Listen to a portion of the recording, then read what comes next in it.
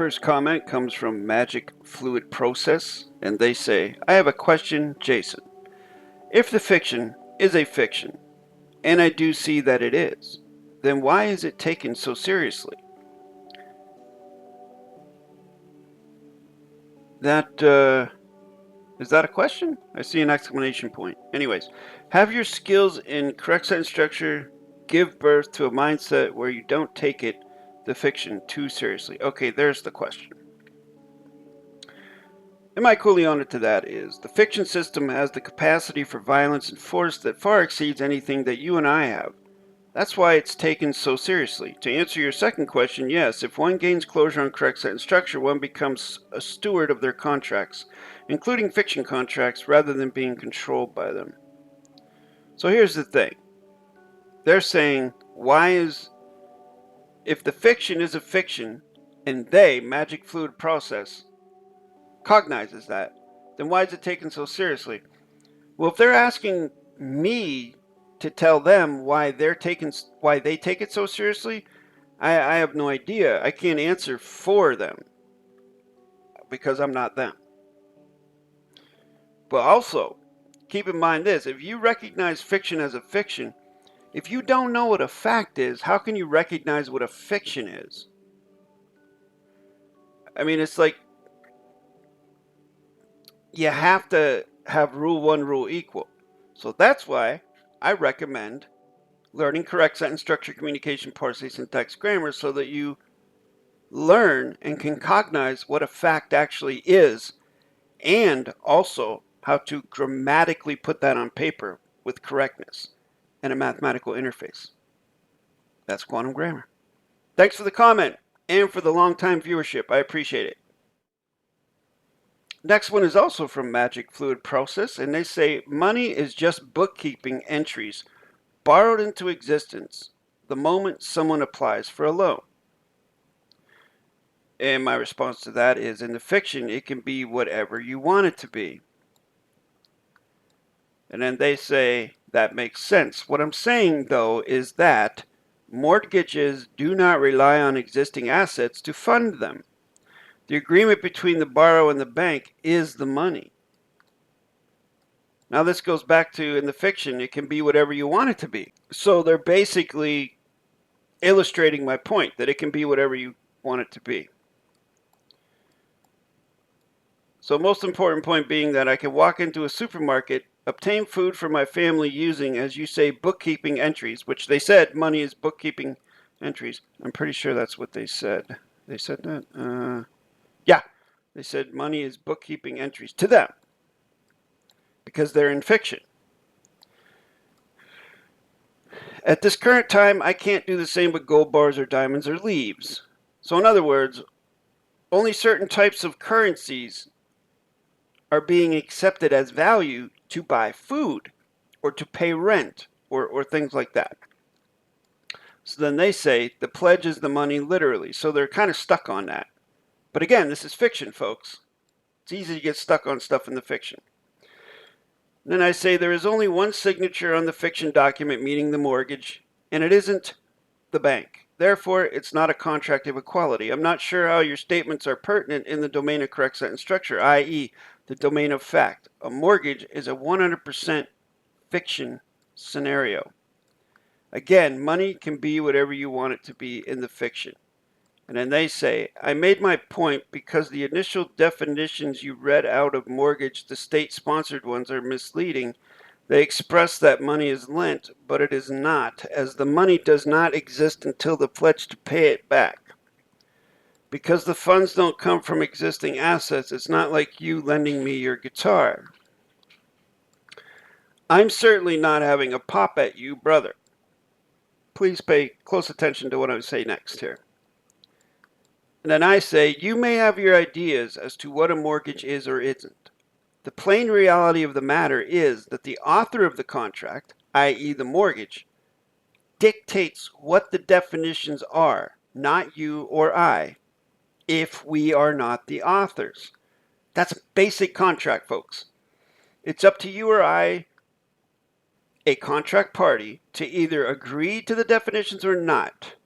If I write a contract for you to join, you can't tell me what my definitions are. I am the authority author and I determine the meanings. If you disagree, you don't have to participate. It's the same with the state. You can't really tell the state what they mean or don't mean if they're actually providing definitions. The only thing you can do is either participate or not participate, just like any other contract. It's just like, folks, when you go onto Facebook and you want to learn use Facebook, there's terms and conditions. You can scroll through. I'm sure nobody reads them, but there's a little box at the bottom that says, I agree. If you click that, then you're bound to those terms and conditions. You agree to it. You can't tell Facebook what they mean by you or this or that or facts or anything because you've just agreed to their terms and conditions. You are legally bound to that agreement. Now, the alternative is you don't have to check that box and you can just delete Facebook off your phone. It's that simple. Nobody is twisting your arm to Facebook. Or no one is twisting your arm, holding a firearm to your head to get you to sign a mortgage. It's all a choice. Contract is by consent. I keep saying this over and over and over again. Then I say, to me, this is a discussion. I don't take anything personally. No pops taken. Oh, because they were worried maybe that I was being offended or that they were coming at me somehow. Not going to happen. I don't take things like that. And then they say, I get you. Thank you for your time. Now space share. And that's what I love about longtime viewers like Magic Fluid Process. You can go through a discussion. You can have a talk. And everything's fine. That's how adults do it, folks. You can disagree, but you can still come out friendly and cordial. There are a vast majority of folks on the internet right now who are seemingly incapable of such a feat. And then Magic Fluid Process says, there is no such thing as a bank loan. And then I respond, yes, there is, in the fiction. So keep in mind that everything that Magic Fluid Process is saying is not in the context of correct sentence structure. It's in the context of the fiction, because Magic Fluid Process doesn't know correct sentence structure. It doesn't have closure on it. So they're coming from a different angle than I'm coming from. And finally, Magic Fluid Process says, I've never heard an American use the term Catholic. Is it common, Jason? And then I say, yes, very common. I went to a college grade school. There are innumerable Catholic churches in every city and every town. I grew up in a Catholic town. There are many, many Catholic towns in the countryside of the past tense United States. Son of Asta, whatever, whoever that is, said, Jaywalker Sympathy Century has a few good years left. Hey, by the way, wouldn't this guy look fantastic with his natural blonde hair? What guy is he talking about? Or they? He, she, it. What guy? Are they talking about me? Or are they talking about that person? Or are they talking about Charlie Kirk? Who are they talking about? Check out the exact same inflections, mannerisms, smiles, smirks, moves, and cadence as this guy has with he who you think it may be. What is he talking about? What are they talking about? Whoa. I don't know. This is one of those, what I call inside joke comments that people will put on the internet. Like, they automatically assume or presume that everybody's in on a joke. All these people on the internet that don't freaking know each other are somehow in on their joke. Next message comes from Dale Brose, and they say, have your face in your phone wherever you want. Just not at the gym when you're sitting on the equipment that I want to use. Get robbed or get run over, I don't care. Just use the equipment or get the F off of it. And then I say, vanity is a powerful motivator.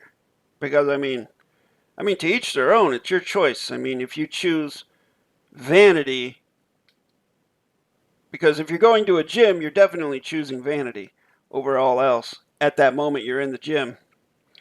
Because for some reason, you're worried about what other people think of you. And I know people are going to say, no, I do it for me. Sure you do.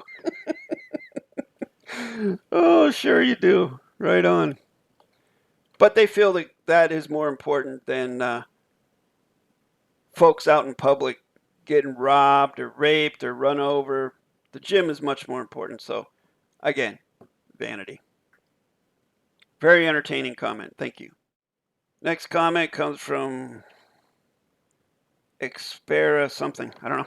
They said, I think you are a smart man. Well, that's your opinion. You're entitled to it.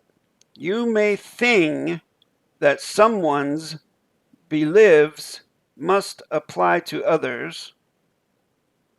Okay, they're saying I think they mean think, not thing. That I may think that someone's beliefs must apply to others. No, I don't think that at all. I have never ever said that, nor I hope I've never given anyone that impression, because that is far from the truth. Everyone can believe whatever they want to believe. Matter of fact, the word belief itself is no contract, because BE means no, like behead, no head. Belief, no love. But I don't, and to go around and buy any religion, I don't know, man. What do you mean buy any religion? How do you buy a religion? Interesting. To me, is not a proper thing to do if you are a smart man after what at least I and others teach about religion. I have no idea what you teach about religion, so I have no context to what you're saying right now, unfortunately. I just can't take religion as a living standard. Well, you don't have to. Necesitas entrar esta tema y seguir adelante. No te ayuda a ti, no le ayuda a nadie. What are they talking about? No help? Necessary? Forward? I don't know. I can see what happened here, though, is this individual, their first language is not English, so that's why maybe they used Google Translator, something like that. Oh, here they are, experimental 2525. And they say, do not put your hands on the fire for people you don't know, even if you admire the man. Well, don't tell other people what to do. How about that? Remember this, supporting a genocide out of ignorance or conviction is not my standard for a great man. Well, experimental 2525, it's interesting that you think that I actually give two fucks what you think about as a standard for a great man. But go on. That to me is a piece of shit. The next portion is a reaction of YouTube threat of censure. If YouTube want to censor my lawful and legal public opinion, YouTube better present a written contract with me. Okay, see all that goofiness right there? You can go ahead and read through it. I'm not going to read it out loud. This is what I was talking about earlier with the Facebook agreement. They're saying here, I reject any invitation to change the words I'm using to express my opinion in a public forum. You see, legally, experimental 2525, by clicking the agree box to create a YouTube account along with a Gmail address, means that they have to comply with the terms and conditions of the platform they are beholden to, that they click the agree button on. I did the same thing to create my Gmail address, jasonmatthewg17@gmail.com, and create my YouTube account, which I've had open for over 8 years. So I have to abide by their terms and conditions because it's not my platform. Same thing with experimental. They may be a little confused. They may be a little confused as to how contract works, because they are beholden to these terms and conditions, and they have no legal standing at all with YouTube. YouTube can edit their comments all they want. YouTube can delete experimental 2525's comments, and I wouldn't disagree with it because experimental 2525 should have been grown up enough to know what a contract is, to read the terms and conditions before clicking that agree button. You got to know what it is you're agreeing with before you agree to it. I know it's a mind-blowing thing, isn't it? It's so mind-blowing to read the contract before you agree to it. And finally, they say, to get paid by Zionists, it's a gamble. He was right on point. Okay, I think he's talking, I don't know if it's a he or she or an it or a they or whatever it is. But I think they're referring to Charlie Kirk when they say he was right on point on the values Republican agenda against wokeism. I give him that much. But he defended Israel genocide in Palestinian land. He went there and saw it with his own eyes and turned against Zionism after getting paid. He wasn't a racist, but he made a scene when we were at this Italian restaurant, and then he realized a Mexican was the chef. Very honorable on his part, don't you think?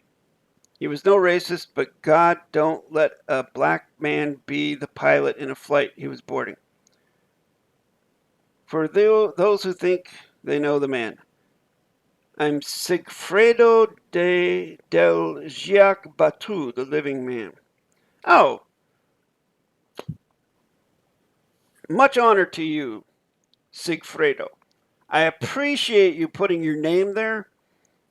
Not too many people have the balls to do that, but you do. And, you know, my hat's off to you. Salute.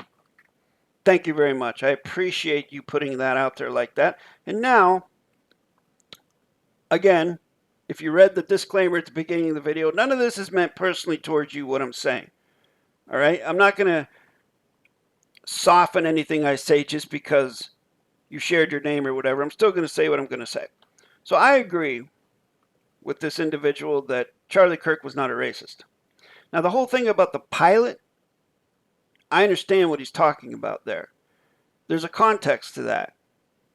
Back in the days when companies were required legally to have a certain number of certain ethnic groups, and sometimes they would pass over other more qualified ethnic people to put a specific ethnic group or employee in there who maybe was not as qualified. Now, as Charlie Kirk has said in a lot of things, he never said they weren't qualified. He said they were underqualified.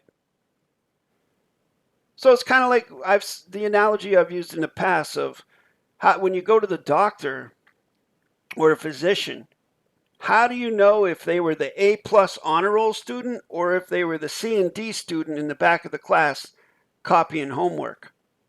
How do you know what you're getting? And that's kind of the same thing that Charlie Kirk was saying. I'm sure everybody's familiar with the No Child Left Behind program, okay? And the direct result of that is you can look in the comments field of any Facebook, Instagram, Twitch, TikTok, or whatever, and you can see the folks that know how to spell and the folks that don't know how to spell. The folks that know how to use plain English fiction babble grammar and those who don't. And even listening to videos, the way people speak, you can hear the ones that know how to talk and the ones that just don't really have a grasp of English at all. They make up their own words and their own pronunciations. So, anyways, again, thank you very much, Sigfredo, for sharing your name. I look forward to hearing from you. And if you're interested in learning correct sentence structure, communication, parsing, syntax, grammar, shoot me an email at the address you see at the bottom of your screen down here, jasonmatthewg17@gmail.com. Include your full name like you did here and apply for a workshop. I'll set up a 10 to 15 minute video consultation. There are no charges or fees for this video consultation. All it costs is your now space and your courage to look me in the eye face to face in a video consult and get your journey started on learning quantum grammar. All right, folks. Thank you for watching. Que sera, sera.